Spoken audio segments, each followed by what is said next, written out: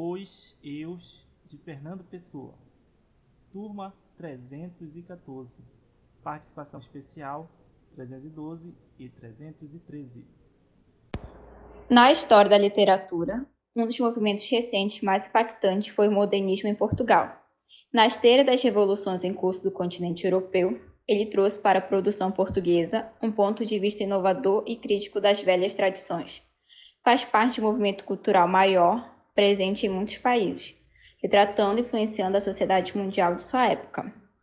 Iniciou-se nas primeiras décadas do século XX, durou até por volta dos anos 70, com o surgimento do Estado Novo em Portugal. O marco inaugural desse movimento foi o lançamento da revista Orfeu, em 1915. Vale mencionar que os autores desta escola literária foram muito influentes na criação do modernismo no Brasil. No período em questão, o mundo europeu passava por intensa instabilidade social, ao mesmo passo em que importantes mudanças políticas, econômicas e nacionais ocorriam nesse território. Também foi um período marcado por conflitos de proporções nunca antes vistas no continente, como as guerras mundiais que marcaram profundamente toda a sociedade europeia. Além disso, foi época do surgimento de avanços científicos e tecnológicos importantes. Dentre eles, podemos citar a teoria da relatividade proposta por Einstein e a elaboração da psicanálise por Freud. O autor modernista era aquele situado entre problemas sociais críticos e o surgimento de novos paradigmas de pensamento. As principais características do modernismo em Portugal eram questionamento das convenções literárias tradicionais, como a métrica poética, valorização da escrita cotidiana e corriqueira em detrimento da norma culta, pensamento crítico e constrangedor, escrita dinâmica relacionando-se com as transformações tecnológicas da época e vertentes do modernismo. E podia ser separado em 3 fases. O orfemismo recebe esse nome por conta da revista Orfeu, que originou o movimento em Portugal. Foram os pioneiros do modernismo e se tornaram também seus representantes mais emblemáticos. Dentre eles, podemos destacar Fernando Pessoa. E como referências para esses autores, eles tiraram inspirações de movimentos europeus anteriores, como o expressionismo e o futurismo. O segundo, presencialismo, também conhecido como a geração de presença. Esse agrupava em torno da publicação Revista Presença, similares ao movimento anterior. Sua intenção era dar continuidade aos trabalhos iniciados pela revista Orfeu. Dentre os principais nomes podemos citar José Régio e João Gaspar Simões. Terceiro, neorrealismo, terceira e última fase do modernismo em Portugal. Teve um caráter eminentemente político. 2 de seus autores mais conhecidos são Ferreira de Castro e Alves Redol. O último foi responsável pela publicação de Gaibeus, em 1940, obra inaugural do movimento. Fernando Pessoa. Fernando Pessoa foi um dos mais importantes poetas da língua portuguesa e figura central do modernismo português. Poeta lírico e nacionalista, cultivou uma poesia voltada aos temas tradicionais de Portugal e o seu lirismo saudosista, que expressa reflexões sobre o eu profundo, suas inquietações, sua solidão e seu tédio. Fernando foi vários poetas ao mesmo tempo. Ele criou heterônimos, que são poetas com personalidades próprias que escreveram sua poesia. Ele nasceu em Lisboa, Portugal, no dia 13 de junho de 1888. O poema Linha Reta do heterônimo Álvaro Campos. Nunca conheci quem tivesse levado tanta porrada. Todos meus conhecidos têm sido campeões em tudo. O poema ele lança um olhar sobre o próprio sujeito, poético, mas também sobre o funcionamento da sociedade portuguesa, onde o autor estava inserido. Sou um guardador de rebanhos. O rebanho é os meus pensamentos, e os meus pensamentos são todos sensações. Penso com os olhos e com os ouvidos, e com as mãos e os pés, e com o nariz e a boca. Pensar numa flor é vê-la e cheirá-la. e comer um fruto é saber-lhe o sentido. Nesse trecho do poema Sou um guardador de rebanhos, podemos observar previamente as características literárias de Alberto Cairo, vulgo heterônimo de Fernando Pessoa, visto que Cairo nega tudo que não esteja ao lado da percepção sensível. Em função desse posicionamento, para ele, mais importante do que pensar é sentir, designando todo o conhecimento à experiência sensorial. Assim, ele empenhava-se em impedir que o pensamento racional dificultasse o contato direto com a natureza. Podemos observar também que a linguagem da sua poesia é simples, pois Cairo não estudou além da escola primária, de acordo com Fernando Pessoa. Boa tarde a todos. É um prazer ser ouvida por vocês. Me chamo Atna Maciel e sou da turma 314. E hoje vou falar um pouco do heterônimo de Fernando Pessoa. Ninguém mais, ninguém menos que Ricardo Reis. Venham todos comigo nessa tentar entender um pouco sobre o que passou na cabeça de Fernando, ao criar heterônimos para dar vida às suas diferentes personalidades, e descobrir mais um pouquinho sobre quem era esse tal de Ricardo Reis. O Ricardo nasceu em 19 de setembro de 1887 e foi criado em 1913. O carinho ainda é lá da cidade de Cabo, sabia? Ele é um dos heterônimos do Fernando, que deu voz a principalmente poemas de índole pagã, inspirado em várias culturas greco-latinas.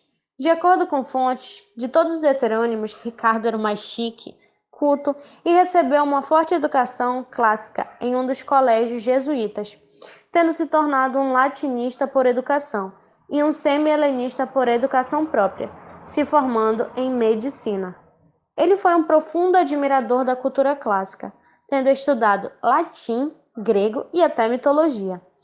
Horácio foi um grande inspirador da sua poesia, principalmente no que diz respeito à filosofia do carpe diem, isto é, usufruir do momento, como também no uso do gerúndio imperativos, inversões de sintaxe como hiperbatos. Por aí a gente já tem noção do quanto ele era intenso. Vamos lá descobrir um pouco mais sobre suas obras, porque a gente já pode perceber que o cara é culto, inteligente e ainda super talentoso. As primeiras obras foram publicadas em 1924, na revista Atena, fundada pelo seu próprio criador, Fernando Pessoa. Mais tarde foram publicadas 8 ou 10, entre 1927 e 1930, na revista Presença de Coimbra. Os restantes poemas e prosas são de publicação póstuma. O Reis era um dos discípulos de Alberto Caeiro. Admira a serenidade e a calma com que este encara a vida. Por isso, inspirado pela clareza e pelo equilíbrio e ordem do seu espírito clássico greco-latino, procura atingir a paz e o equilíbrio sem sofrer, até mesmo através da autodisciplina. Ele era influenciado por algumas ideias clássicas para atingir essa linha de pensamento, sendo o epicurismo, que é a doutrina baseada no ideal de sabedoria que busca a tranquilidade da alma, através das seguintes regras, que é não temer a morte e procurar os simples prazeres da vida em todos os sentidos e fugir da dor. E o estoicismo, que é a doutrina que tem como ideal épico a apatia, que é a ausência de envolvimento emocional excessivo que permite a liberdade, que tem como as regras dominar a paixão e aceitar a ordem universal. Vem comigo, ler e fazer uma rápida análise das 4 primeiras estrofes do poema Segue o Teu Destino.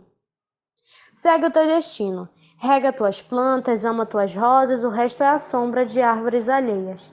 A realidade sempre é mais ou menos do que queremos. Só nós somos sempre iguais a nós próprios. Suave viver só, grande e nobre e sempre viver simplesmente. Deixa a dor nas aras, como ex volta aos deuses. Vê de longe a vida, nunca interrogas, ela nada pode dizer-te. A resposta está além dos deuses, mas serenamente imita o Olimpo no teu coração. Os deuses são deuses, porque não se pensam. A estrutura externa desse poema tem 5 estrofes. Todas as estrofes têm 5 versos, que é chamada de quintilha. Rima é branca, ou seja, não existe. Métrica irregular e presença de um tom coloquial. Vamos analisar pelo menos as três estruturas internas. A primeira estrofe, que diz: segue o teu destino, rega tuas plantas, ama tuas rosas, o resto é sombra de árvores alheias. O destino representa a vida, amar o que a vida nos oferece, e representa tudo que é natural, tudo que é alheio à nossa vida, problema, sofrimento e etc. A segunda estrofe diz: a realidade sempre é mais ou menos do que nós queremos, só nós somos sempre iguais a nós próprios. Bom, a realidade é o que fazemos dela. Normalmente obtemos ou desejamos, representa situações menos agradáveis, são os únicos e individuais e nunca conseguimos ser alguém que não corresponde à nossa pessoa. A terceira estrofe, suave é viver só grande e nobre, e é sempre viver simplesmente deixar a dor nas aras como esvolta aos deuses. Dever da simplicidade e de forma suave, sem muitos percalços, ignorando os fatores menos relevantes. Esquecer a dor e viver na vida sem consoante nos foi predestinado. Com a terceira estrofe, fecho a análise do poema, fazendo uma pequena análise da figura de estilo, que é cheio de metáforas, aliterações e personificações. Conforme os estudos, ninguém sabe quando ou a data exata da sua morte, mas o escritor José Saramago, em seu livro O Ano da Morte de Ricardo Reis, citou que foi em 1936. Com tudo isso, fecho o nosso podcast, agradeço a todos e obrigada. Álvaro Campos. Álvaro Campos é um dos heterônimos mais conhecidos, verdadeiro alter ego do escritor português Fernando Pessoa, que fez uma biografia para cada uma de suas personalidades literárias. Aqui chamou heterônimos. 3 poemas que representam cada uma das fases da poética de Campos. Primeira fase é a fase decadentista. A principal característica dessa fase na poesia de Álvaro Campos é a visão pessimista do mundo, com versos que evidenciam por meio de símbolos e imagens, recurso muito comum no romantismo e no simbolismo. Esta vida de bordo há de matar-me, são dias só de febre na cabeça, e por mais que procure até que adoeça, já não encontro a mola para adaptar-me. Em paradoxo e incompetência astral, eu vivo a vincos de ouro a minha vida, onda onde o pundonor é uma descida, e os próprios gozos gânglios do meu mal, excerto do poema Opiário. Fase futurista. Nessa fase é possível perceber o fascínio pelas máquinas e pelo progresso. Ó dolorosa luz das grandes lâmpadas elétricas da fábrica. Tenho febre e escrevo. Escrevo rangendo os dentes. Fera para a beleza disto. Para a beleza disto totalmente desconhecida dos antigos. Ó rodas. Ó engrenagem. Eterno. Forte espasmo retido dos maquinismos em fúria. Em fúria fora dentro de mim. Por todos os meus nervos dissecados fora. Por todas as papilas fora de tudo com que eu sinto. Tenho os lábios secos, ó grandes ruídos modernos. De vos ouvir demasiadamente de perto, e arde minha cabeça de vos querer cantar com excesso, de expressão de todas as minhas sensações, com um excesso contemporâneo de vós, ó máquinas, excerto do poema Ode Triunfal. Fase intimista. Nessa última fase, encontramos um poeta em profundo desalento, angustiado e incompreendido. Os principais temas são a solidão, a nostalgia da infância, a frustração e a incapacidade de amar.